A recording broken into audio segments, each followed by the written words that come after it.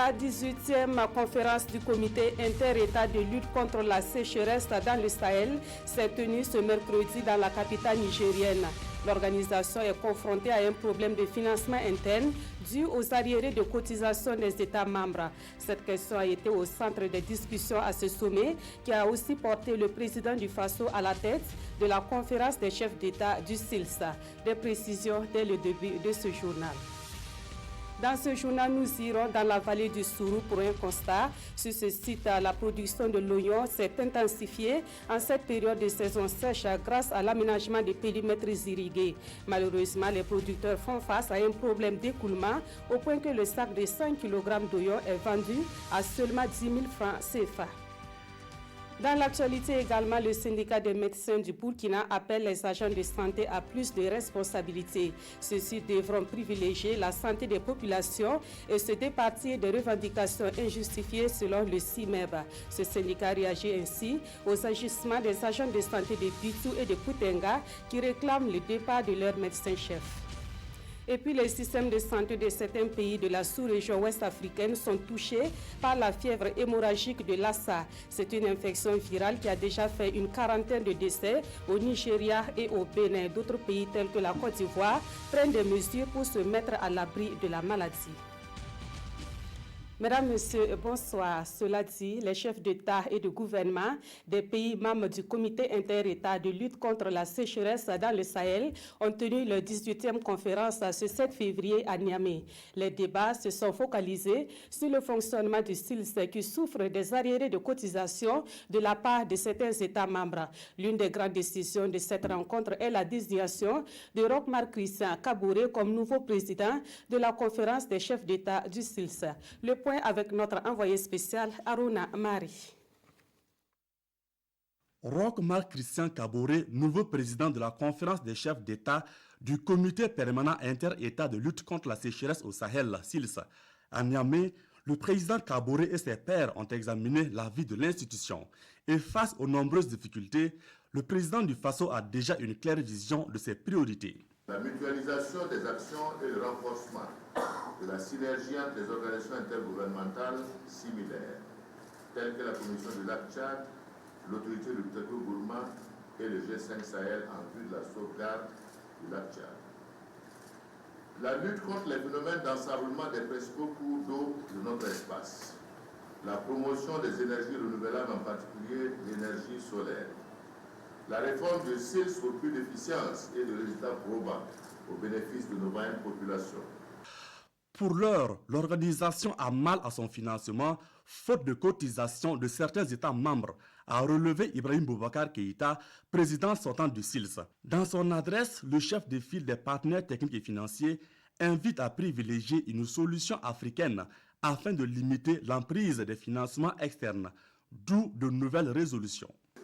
Le financement durable de l'institution à travers notamment la recherche d'un mécanisme mieux approprié que celui existant, le paiement des arriérés de contributions et la régularité dans le paiement des cotisations des États membres, le renforcement du soutien politique des États membres aux actions du SILS dans le but de renforcer sa visibilité et son impact. 6. Le renforcement de la coopération SILS avec la CEDEAO, l'IMOA, le CAC, CEMAC et le G5 Sahel. Le président Kaboré convie ses pairs à insuffler une nouvelle dynamique à l'organisation sous-régionale. Le sommet a aussi décidé d'accueillir le Soudan comme nouveau membre du SILS. À Niamey, l'on a aussi parlé des défis à relever au profit des populations des pays du G5 Sahel. C'est une note d'espoir qui s'est achevée, la conférence au sommet des chefs d'État du G5 Sahel. Et désormais, la présidence en exercice du G5 Sahel est assurée par le Nigérien Mamoudou Issoufou et Maman Sambo Sidoukou prend les rênes du secrétariat permanent de cette organisation. Des précisions avec Draman Dadia. Sécurité, bonne gouvernance et développement pour un renouveau au Sahel, loin de la menace terroriste. Ainsi en ont décidé les chefs d'État du G5 Sahel au sortir de leur 4e conférence qui consacre par ailleurs la passation de charges entre le Mali et le Niger à la présidence de l'organisation.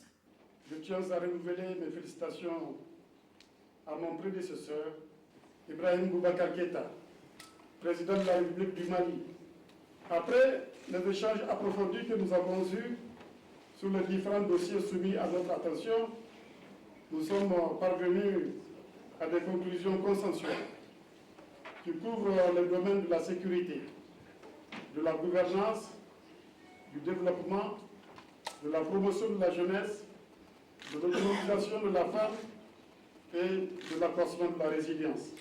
Autant de projets à prendre en compte dans le programme d'investissement prioritaire.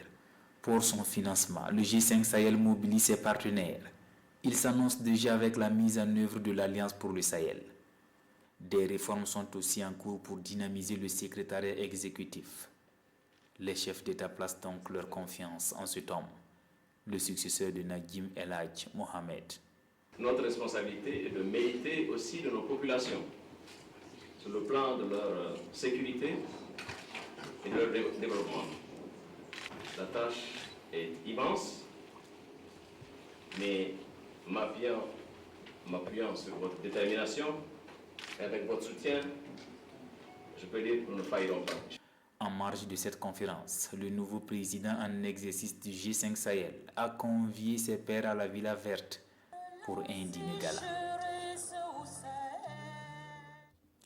Le président du FASTO, qui a donc pris part au 4e sommet du G5 Sahel et à la 18e conférence du SILS à Niamey, est rentré cet après-midi. Rochmar Christian Kabouré fait le bilan de sa participation à ces deux rencontres de haut niveau. Il est au micro de Aruna Mari.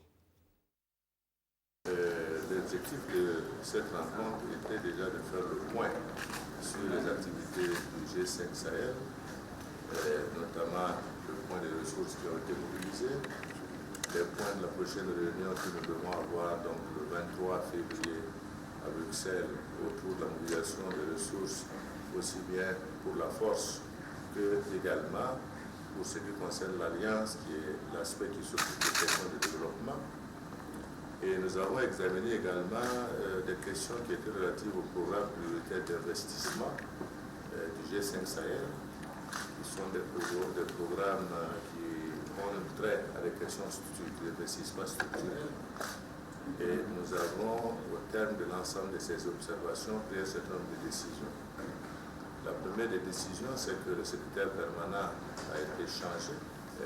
Évidemment, nous avons décidé que l'ensemble des financements, l'ensemble des opérations de contact du G5 seront maintenant assurées par le secrétariat permanent.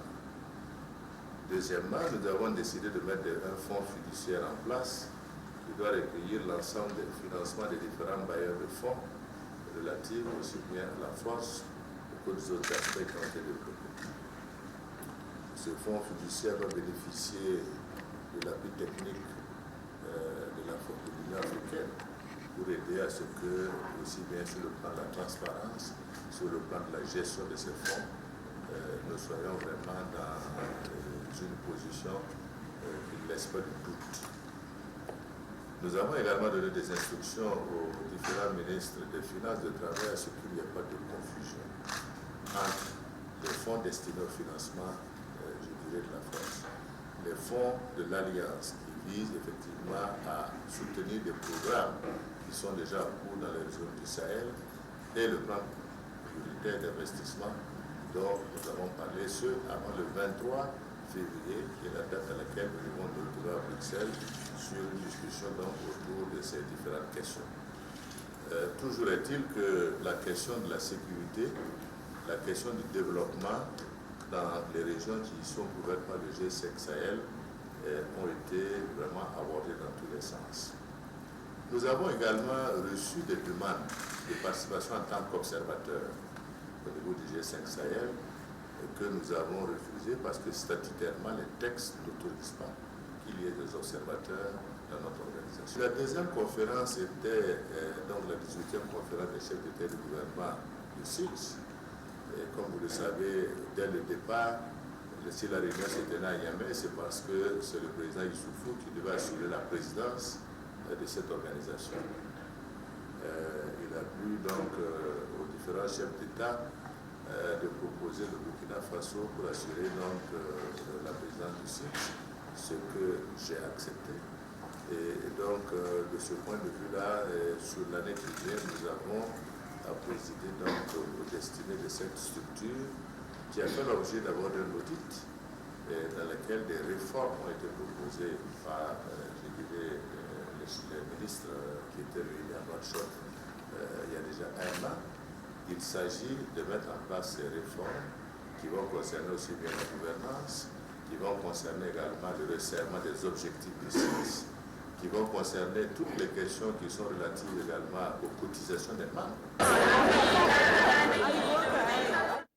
Et puisque le président du FASO était absent, c'est le Premier ministre qui a présidé le Conseil des ministres de ce mercredi. Le Conseil a approuvé les statuts de l'Université Naziboni conformément à un décret de 2014 relatif. Autre décision prise à ce Conseil des ministres, un plan d'urgence du ministère des Mines et des Carrières. Ce plan prévoit le renforcement de ce ministère en ressources humaines et des études sur certaines cibles pour l'extraction des métaux. Paul David Bambara et Sissi. Les potentialités minières du Burkina Faso, objet d'un rapport à ce Conseil des ministres. Un potentiel riche et diversifié, et cela mérite le développement de codes miniers spécifiques. Le Conseil a décidé donc de mettre en place un plan d'urgence de renforcement du ministère donc en ressources humaines, également de développer en urgence des études sur les cibles planifiées, notamment en ce qui concerne les métaux ferreux et non ferreux, et également d'avoir une réflexion stratégique en ce qui concerne les métaux stratégiques et d'autres éléments. Autre dossier examiné à ce Conseil des ministres, les statuts de l'Université Naziboni de Bobo-Dioulasso et la création d'emplois de maîtres assistants et de professeurs titulaires à l'Université Ouaga 2. Ces nominations nous permettent donc d'avoir aujourd'hui au niveau de Ouaga 2, en termes de maîtres assistants, 46 au lieu de 38 précédemment, et en termes de professeurs titulaires, 6 au lieu de 3. Nous avons approuvé les statuts donc de l'Université Naziboni pour rendre donc ces statuts-là conformes au décret 2014-612 du 24 juillet 2014 qui porte donc statut général des établissements publics de l'État à caractère scientifique, culturel et technique. Le Conseil des ministres de ce jour a également décidé de la naturalisation de 125 personnes. Le Conseil a également donné quitus au ministre en charge de l'économie numérique d'entamer des discussions pour l'attribution des licences 4G. La décentralisation et les finances publiques sont les principaux domaines de coopération qui vont prendre un nouvel élan entre la France et le Burkina Faso. C'est ce qui ressort des échanges tenus hier entre Paul Kabatieba et une délégation de l'Agence française de développement et du ministère français des Affaires étrangères. La délégation était conduite par l'ambassadeur de France au Burkina Faso. Le point avec Salifou Belem et Kadi Sanogo. Une délégation de l'Agence française pour le développement et du ministère français des Affaires étrangères chez le Premier ministre Paul Kabatieba. Conduite par l'ambassadeur de France au Burkina, la délégation est venue parler des futurs axes de coopération entre la France et le Burkina. Décentralisation et gouvernance des finances publiques ont été entre autres les sujets abordés. C'est de voir quels sont nos prochains axes de travail dans les années à venir. La gouvernance est un terme un peu vague qui recouvre la décentralisation, l'appui au système judiciaire, la gouvernance des finances publiques. Bref, donc nous avons évoqué un certain nombre de thèmes, nous avons fait des propositions qui restent pour l'instant vagues, je dirais. Les Burkinabés nous ont dit quels étaient leurs souhaits, leurs besoins, et en fonction de nos propres capacités, nous allons établir un projet, faire des propositions, de façon à pouvoir avoir une action qui soit dans la durée efficace et cohérente. Selon Xavier Lapère de Cabane, ce projet d'investissement sera mis en œuvre dans les mois à venir. Cette première rencontre va permettre à la délégation d'affiner le projet afin qu'il réponde aux besoins des Burkinabés. Dans l'actualité également, le chef d'état-major de l'armée des terres va au contact de ces hommes basés à Fada dans la région de l'Est. Il s'est rendu hier précisément au 34e régiment interarmé où il a encouragé les soldats. Le colonel Léon Traoré les invite à redoubler d'efforts en vue de relever les défis de la sécurisation du territoire burkinabé. Le point de la visite avec Joël Tandambiga, Alassane Tchendrbego et Ibrahim Sanou. Le chef d'état-major de l'armée de terre rend visite au personnel du 34e régiment interarmes de Fada, RIA. Prendre contact et encourager la troupe, c'est l'objectif de cette visite. Après un huis clos avec les premiers responsables, le chef d'état-major saisit l'occasion pour partager sa vision avec les troupes en matière de sécurisation du territoire.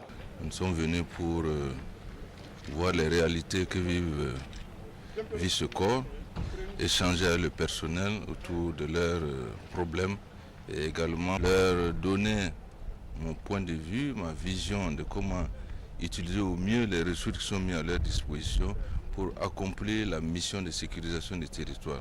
Les forces de défense de la région apprécient la visite au regard de la complexité des missions à eux confiées sur le terrain.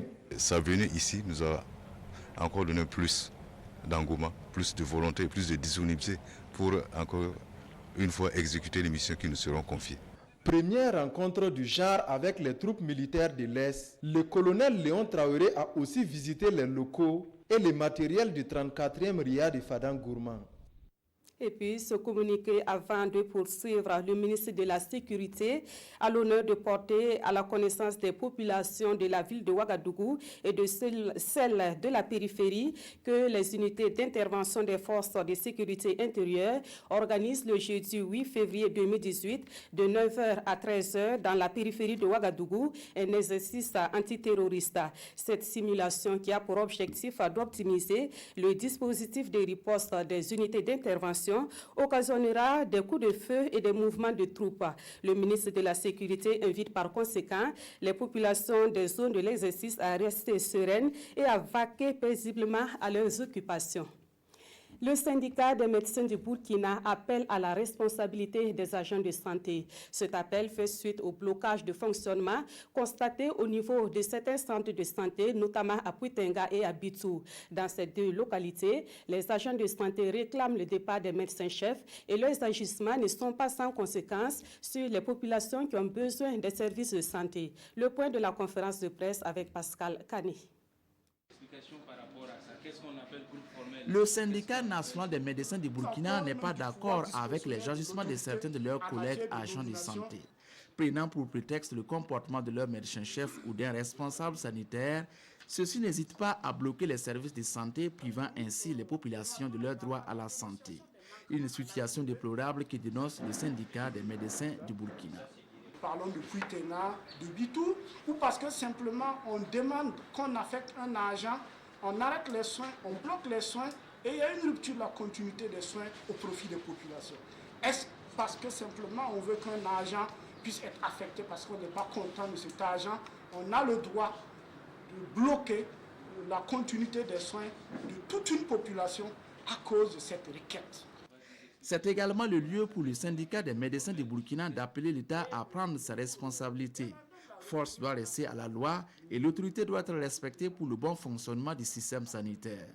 L'autorité affecte un médecin, on dit on ne veut pas. Alors ce sont ces groupes formels qui s'érigent en censeurs de l'autorité de l'État. Tant qu'eux, ils ne veulent pas qu'un agent aille ça et là, cet agent n'irait pas. Et nous estimons que ce n'est pas normal. Nous n'avons pas le droit de rester silencieux face à cela. Voilà pourquoi nous voulons prendre l'opinion publique à témoin.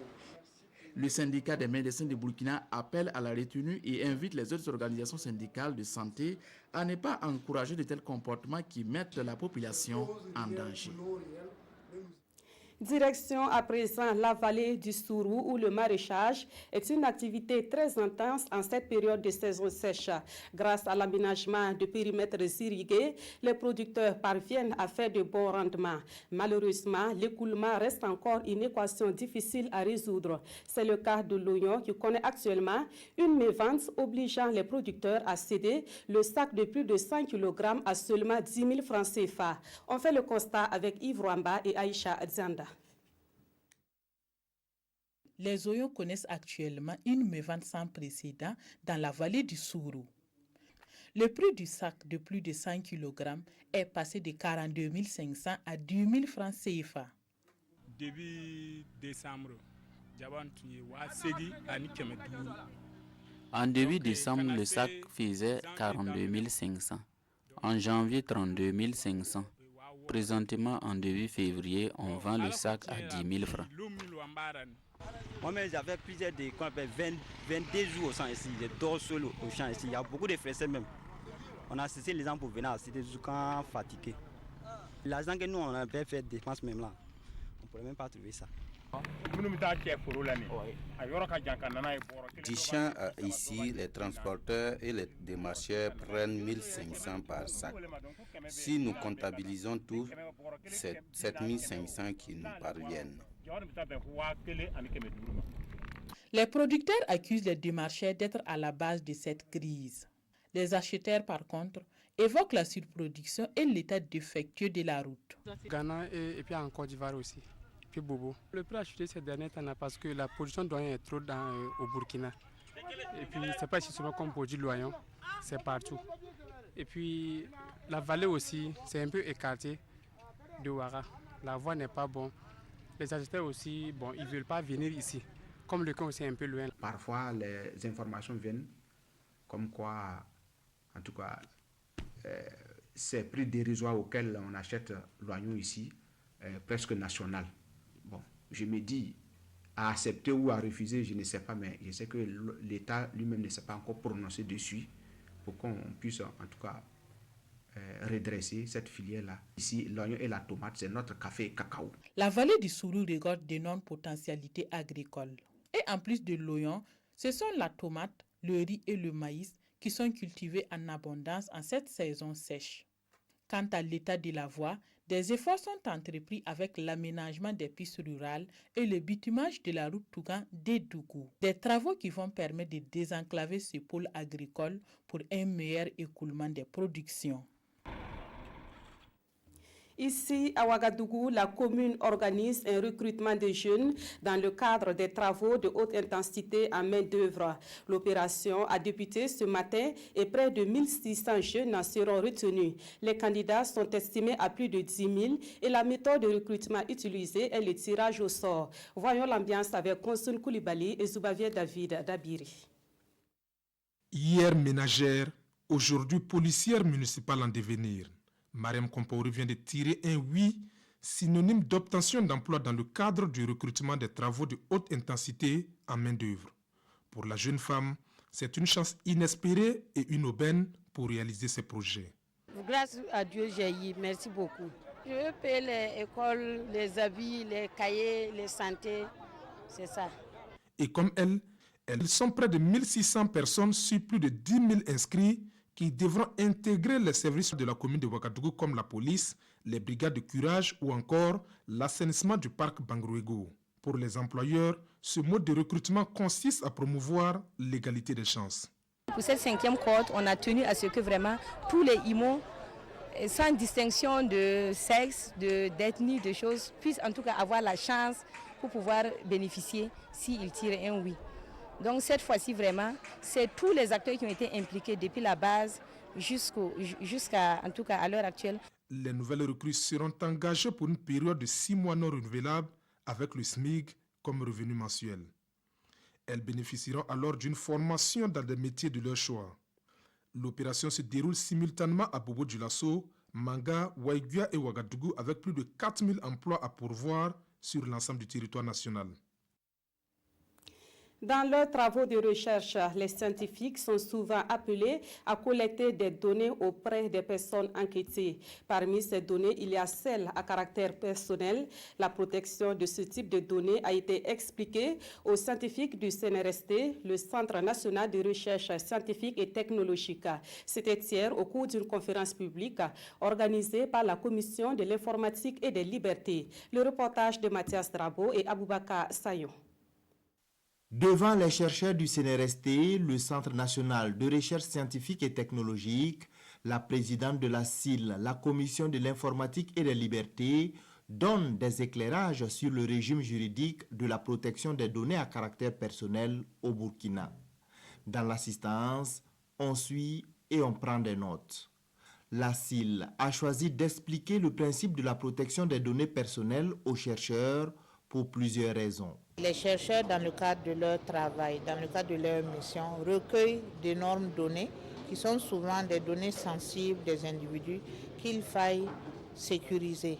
Donc l'objectif de notre approche c'est d'abord de leur faire connaître le régime juridique de la protection des données personnelles au Burkina Faso, d'échanger avec eux sur les droits des personnes et leurs obligations en tant que responsables du traitement, afin qu'ils sécurisent davantage les résultats de leurs recherches.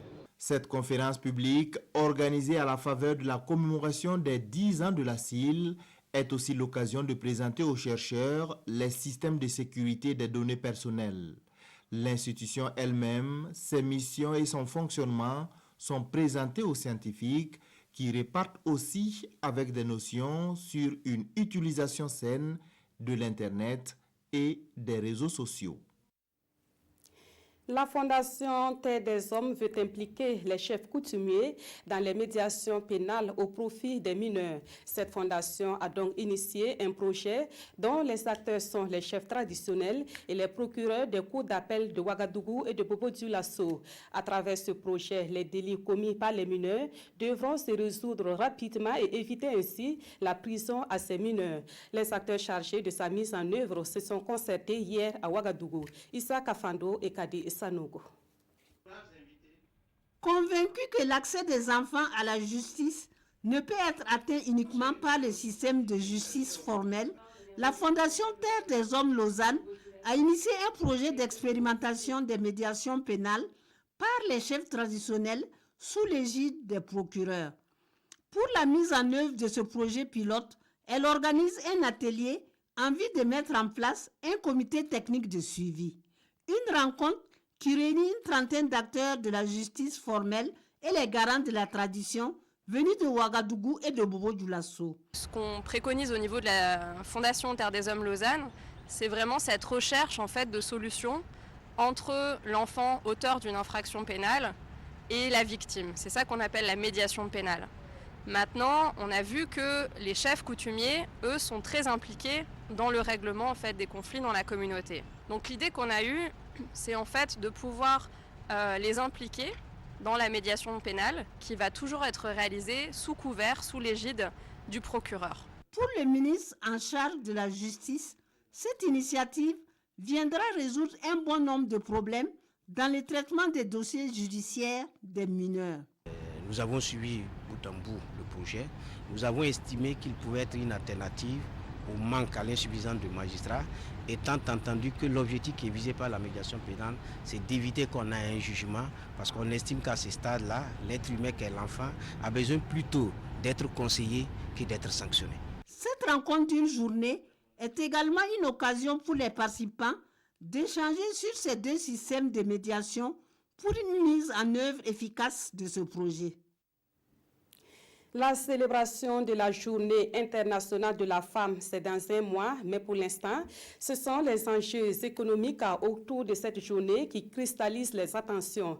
La polémique est d'actualité chez les acteurs du commerce concernant le choix du pain du 8 mars. Entre le pain tissé et celui imprimé, le choix devrait être libre selon les importateurs du pain imprimé qui disent agir en toute légalité. On les suit dans ce téléma signé Adama Guiti et Sanoua Christine Koulibaly. Quel pain pour la commémoration de la Journée internationale des droits de la femme au Burkina? La question reste posée et entière depuis quelques années. Si un arrêté ministériel encourage le port du faso d'Anfani, les importateurs du pain imprimé disent ne pas non plus agir dans l'illégalité. On a été au ministère pour demander de pouvoir imprimer le pain et on nous a donné l'autorisation. Le ministre nous a donné l'autorisation. On était au nombre de 6. Chacune a amené ses échantillons. Et ils ont formé une équipe qui a choisi le pain. Sinon, il y avait beaucoup d'échantillons. Et ils ont choisi un.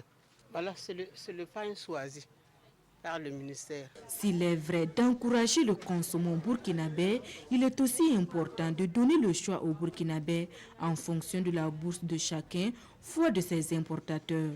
Et ce d'autant plus que le pain imprimé a toujours accompagné le 8 mars au Burkina Faso. Nous, on a commencé à imprimer le pain 8 mars depuis des années, ça vaut plus de 40 ans.